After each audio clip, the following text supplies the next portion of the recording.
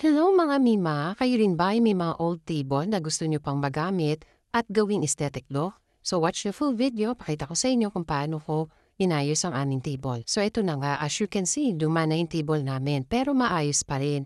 Yun nga lang, medyo madumi lang, syempre nababasa. Kaya after kong tanggalin yung old cover, nilinis ko muna ito. At ito na nga, meron pa mga natira pero hindi na kasi matanggal. Pero so far, malinis naman na yan.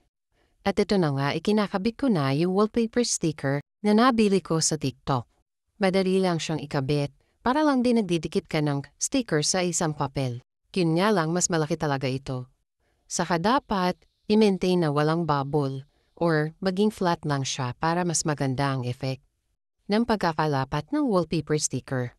By the way guys, maraming option ng designs pero ako pinili ko yung black kasi nagagandahan ako sa color black.